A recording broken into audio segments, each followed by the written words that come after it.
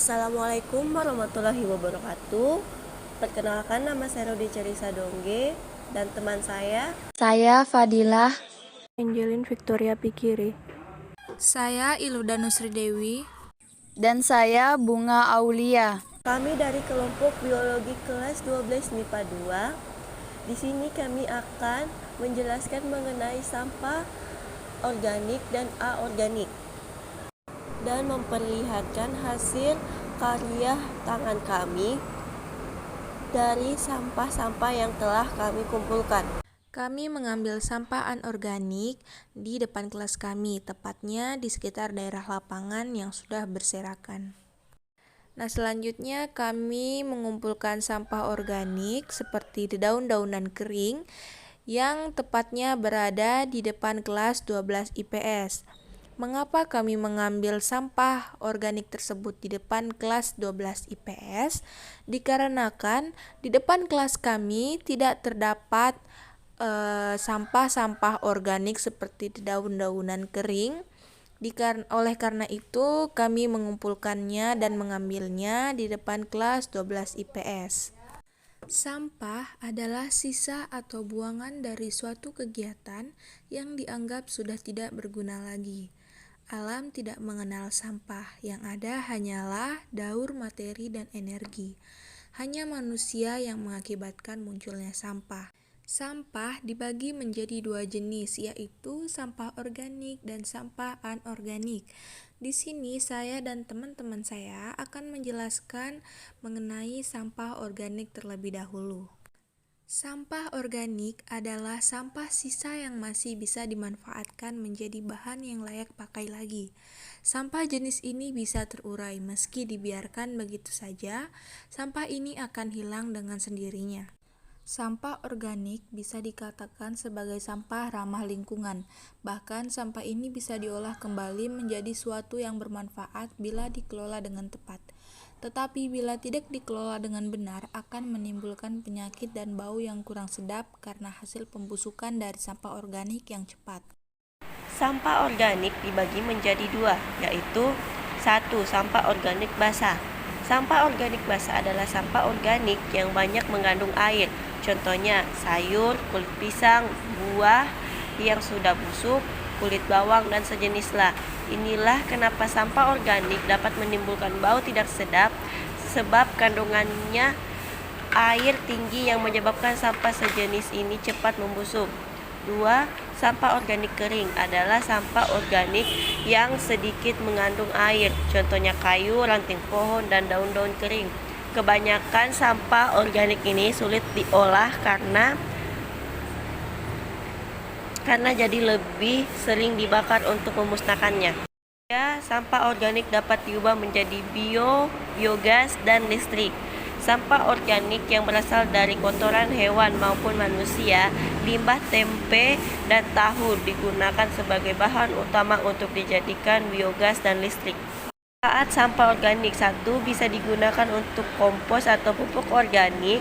Sampah organik seperti buah-buah busuk dan sayuran dapat dibuat menjadi kompos dan pengolahannya juga tidak terlalu sulit.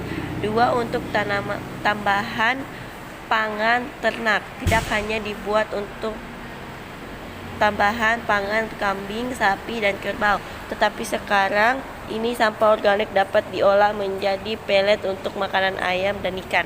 Sampah anorganik adalah sampah yang sudah dibuang dan tidak layak lagi dipakai. Sampah ini tidak bisa terurai. Sampah anorganik yang tertimbun di tanah dapat menyebabkan pencemaran.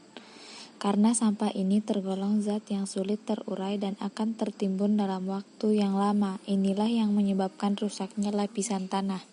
Contoh-contoh sampah anorganik yaitu plastik, botol atau kaleng minuman, kresek, ban bekas, besi, kaca, kabel, barang elektronik, bola lampu, plastik, dan lain-lain. Memang sampah anorganik sulit terurai, tetapi kita masih bisa manfaatkan kembali. Jangan sampai dibiarkan begitu saja ya. Adapun manfaat dari sampah organik, yaitu kita bisa membuat kerajinan. Misalnya, sampah plastik dapat dibuat menjadi tas, taplak meja makan, pernak-pernik, dan lain sebagainya. Baiklah teman-teman, setelah mendengarkan penjelasan dari teman-teman saya tadi, selanjutnya saya akan memperlihatkan pemanfaatan dari sampah-sampah organik maupun anorganik yang telah kami kumpulkan. Pertama, kami akan membuat pupuk kompas dari daun-daun kering dan membuat kerajinan dari botol-botol aqua yang telah kami ambil. Baiklah teman-teman, silahkan simak video berikut ini. Pertama-tama kami menggali tanah untuk membuat pupuk kompas tersebut. Setelah kami menggali tanah, kami masukkan daun-daun kering di dalam tanah. Lalu kami menimbun daun-daun tersebut. Setelah kami menimbunnya, kami menunggu sampai beberapa minggu. Lalu setelahnya pupuk kompas tersebut sudah bisa digunakan.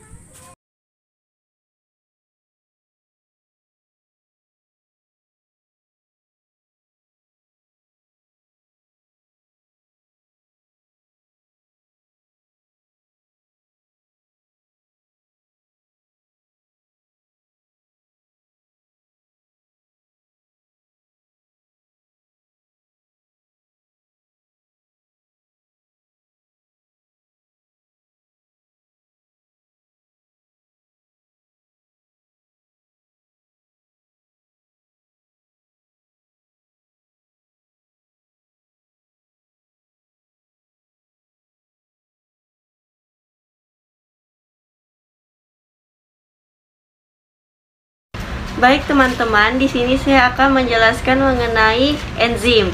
Enzim merupakan senyawa protein yang membantu proses metabolisme dalam tubuh. Dengan adanya enzim, metabolisme akan berlangsung dengan cepat karena menurunkan energi atau aktivitas yang kita lakukan yang perlu untuk berlangsungnya reaksi tersebut. Tanpa adanya enzim dalam tubuh, reaksi metabolisme dalam tubuh akan berlangsung sangat lama. Terima kasih. Selanjutnya, saya akan menjelaskan mengenai struktur enzim. Enzim terdiri dari dua komponen, yakni bagian pro atau apoenzim dan bukan bagian dari protein atau gugus prostetik. Apoenzim tersusun atas protein dan mudah berubah tergantung faktor lingkungan, misalnya pH dan suhu. Sedangkan gugus prostetik adalah gugus yang tidak aktif. Zat ini terdiri dari unsur logam seperti besi, mangan, magnesium, atau natrium yang disebut kofaktor. Namun, gugus prostetik juga dapat berupa bahan organik dan bukan protein seperti vitamin B atau koenzim. Iya, selanjutnya saya akan menjelaskan tentang bagaimana cara kerja enzim. Secara sederhana, enzim bekerja seperti kunci dan gembok. Pasalnya, dalam materi enzim terdapat tempat yang aktif atau active site yang mana substrat tertentu dapat bergabung ke dalamnya dan bekerja secara spesifik. Baik, selanjutnya saya akan melanjutkan materi dari teman saya. Faktor yang mempengaruhi kerja enzim. Pekerjaan enzim dipengaruhi oleh beberapa hal. Pertama adalah suhu. Kondisi suhu yang tinggi membuat kecepatan molekul substrat meningkat sehingga pada saat bertumbuhan dengan enzim energi molekul akan berkurang. Faktor kedua adalah pH. Enzim akan berubah bentuknya dan menyebabkan denaturasi enzim bila kondisi asam dan basa di sekitar molekul berubah. Pada dasarnya setiap enzim memiliki pH optimum. Ketiga adalah aktivator dan inhibitor. Dengan adanya molekul aktivator, kerja enzim akan jauh lebih mudah, sedangkan inhibitor adalah molekul yang menghambat ikatan enzim dan substratnya. Faktor terakhir adalah konsentrasi enzim dan substrat. Besaran konsentrasi enzim dan substrat memengaruhi kecepatan reaksi. Semakin besar konsentrasi enzim, maka semakin cepat pula reaksi yang berlangsung. Selanjutnya saya akan menjelaskan materi tentang sifat-sifat enzim. Sifat-sifat enzim. Secara umum, enzim memiliki 6 sifat khas. Keenam sifat ini antara lain adalah sebagai berikut. 1. Enzim tersusun atas protein. Komponen penyusun utama enzim tersusun atas protein, tapi tidak semua protein merupakan enzim. 2. Enzim merupakan biokatalisator. Seperti dalam pengertiannya, enzim bersifat biokatalisator, itu berarti enzim hanya mengubah kecepatan reaksi dengan menurunkan energi aktivasinya. 3. Enzim bekerja secara spesifik. Suatu enzim hanya bekerja pada substrat yang spesifik untuk membentuk produk yang spesifik. Dalam hal ini, kamu bisa membayangkan enzim sebagai kunci yang mempunyai bentuk khusus sehingga hanya bisa membuka satu gembok saja. Contohnya, enzim amilase yang hanya bekerja pada substrat berupa amilium atau pati. 4. Enzim dapat digunakan berulang kali atau reusable. Selama enzimnya enggak rusak, enzim bisa dipakai berulang-ulang karena enggak ikut beraksi. 5. Enzim tidak ikut berubah menjadi produk. Walaupun enzim bekerja untuk mengubah substrat menjadi produk, tetapi enzim tidak ikut berubah menjadi produk juga. 6. Kerja enzim bersifat bolak-balik atau reversible. Suatu enzim dapat melakukan reaksi dua arah, yaitu dari substrat menjadi produk atau produk menjadi substrat. Hubungan enzim dengan sampah. Enzim berperan sebagai katalisator atau untuk mempercepat reaksi. Suatu reaksi jika tidak menggunakan enzim maka akan butuh waktu yang lama untuk terurai. Tetapi jika suatu reaksi menggunakan enzim akan membuat sampah organik lebih cepat terurai. Contohnya, enzim diperlukan dalam pengolahan sampah organik atau limbah dapur menjadi ekoenzim untuk mempercepat pembusukan kulit buah dan sayuran. Ekoenzim merupakan hasil fermentasi sampah organik menggunakan gula. Dalam fermentasi ini dilakukan dengan proses fermentasi anaerobik tanpa oksigen. Dalam sebuah ekoenzim, enzim dihasilkan dari hasil ekskresis dan metabolisme dari mikrob. Di antara enzim yang dapat dihasilkan dari fermentasi yaitu enzim lipase yang merupakan hidrolase serin yang mengkatalisis hidrolisis trigliserid menjadi gliserol dan asam lemak beban pada fase minyak air. Selanjutnya, saya akan menjelaskan bagaimana cara kerja enzim. Adapun model cara kerja enzim yang pertama yaitu model log NK. Prinsipnya, sisi aktif enzim spesifik dan tidak fleksibel. Maka bentuk enzim dengan bentuk substrat memiliki bentuk yang spesifik sampai menghasilkan produk yang berasal dari substrat, tetapi enzim tidak ikut beraksi. Yang kedua, model induced fit atau kecocokan yang terinduksi. Prinsipnya, sisi aktif dari enzim bersifat fleksibel. Meskipun bentuk enzim dan bentuk substrat tidak pas, tetapi enzim akan menyesuaikan bentuknya dengan bentuk substrat sehingga terjadi reaksi untuk menghasilkan produk yang diinginkan. Faktor yang mempengaruhi kerja enzim. Yang pertama yaitu faktor suhu. Suhu harus optimal, karena jika suhunya tidak optimal, maka kerja enzim akan terganggu. Jika suhunya terlalu tinggi, maka enzim akan mengalami denaturasi atau kerusakan pada enzim, sehingga enzim tidak bekerja secara maksimal. Yang kedua, derajat keasaman atau pH. Faktor pH ini sesuai dengan enzim-enzim tertentu. Ada yang bekerja pada pH normal, contohnya enzim tialin. Dan ada yang bekerja pada pH asam, yaitu enzim pepsin. Serta yang bekerja pada pH basa, yaitu enzim tripsin. Yang ketiga, konsentrasi enzim dan substrat. Jika konsentrasi enzimnya banyak dan substratnya sedikit, maka cenderung lebih cepat reaksinya. Sedangkan jika substratnya banyak dan enzimnya lebih sedikit, maka kerja reaksinya akan lebih lambat. Yang keempat, inhibitor atau senyawa kimia yang menghambat kerja enzim. Baiklah, saya akan melanjutkan materi dari teman saya tadi. Sampah merupakan material sisa yang tidak diinginkan setelah berakhirnya suatu proses. Sampah didefinisikan oleh manusia menurut derajat keterpakaiannya dalam proses-proses alam. Sebenarnya tidak ada konsep sampah, yang ada hanya produk-produk yang dihasilkan setelah dan selama proses alam tersebut berlangsung. Akan tetapi, karena dalam kehidupan manusia didefinisikan konsep lingkungan, maka sampah termasuk dalam konsep tersebut. Dalam hal ini terdapat dua jenis sampah, yaitu sampah organik dan anorganik. Sampah organik merupakan sampah yang mudah terurai, dibedakan menjadi dua, yaitu sampah organik basah atau sampah organik yang banyak mengandung air. Contohnya adalah sisa sayur, kulit pisang, buah yang busuk, kulit bawang, dan sejenisnya. Sampah organik ini dapat menimbulkan bau tidak sedap karena kandungan air tinggi yang menyebabkan sampah jenis ini cepat membusuk.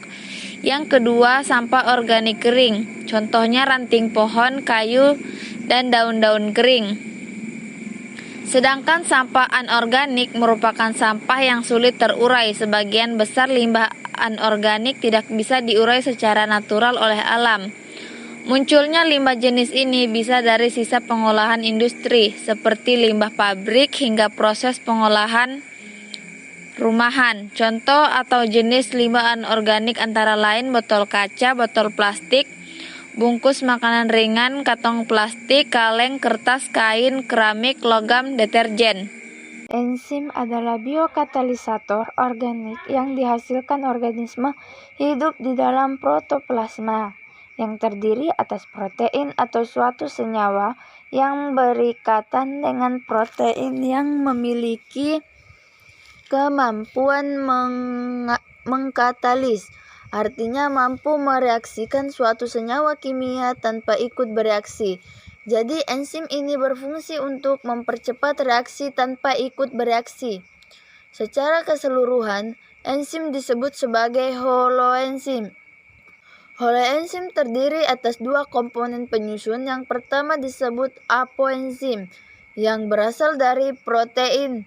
Apoenzim ini bersifat labil karena mudah dipengaruhi oleh perubahan suhu dan pH, serta tidak tahan panas.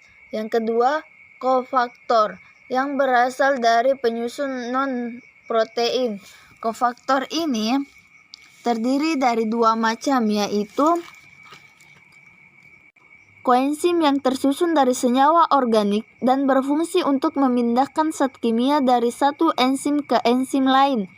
Yang kedua, gugus prostetik, tersusun dari senyawa organik, sering juga disebut sebagai kofaktor katalis yang mampu meningkatkan kerja enzim. Pada enzim sendiri, terdapat sisi aktif yang merupakan tempat berikatan dengan substrat pada saat terjadi reaksi, sedangkan bagian dari sisi aktif disebut alosterik. Molekul yang bekerja dengan enzim disebut dengan istilah substrat. Substrat berikatan dengan suatu daerah pada enzim yang disebut tapak aktif. Secara umum, enzim memiliki 6 sifat yang khas. Pertama, enzim hanya mengubah kecepatan reaksi, jadi enzim tidak mengubah produk akhir yang dibentuk atau mempengaruhi keseimbangan reaksi, hanya meningkatkan laju suatu reaksi. 2. Enzim bekerja secara spesifik, maka itu enzim hanya memengaruhi substrat tertentu. Ketiga, enzim merupakan protein, oleh karena itu enzim memiliki sifat seperti protein. Enzim akan kehilangan aktivitasnya karena pH yang terlalu asam atau basa kuat dan pelarut organik. Panas yang terlalu tinggi akan membuat enzim terdenaturasi sehingga tidak dapat berfungsi sebagaimana mestinya. Keempat, enzim diperlukan dalam jumlah sedikit sesuai dengan fungsi sebagai katalisator. Kelima, enzim bekerja secara bolak-balik. Ini berarti enzim tidak menentukan arah reaksi tetapi hanya mempercepat laju reaksi sehingga tercapai keseimbangan. Enzim dapat menguraikan suatu senyawa menjadi senyawa-senyawa lain dan juga sebaliknya, menyusun senyawa-senyawa menjadi senyawa tertentu. Keenam, enzim dipengaruhi oleh faktor lingkungan.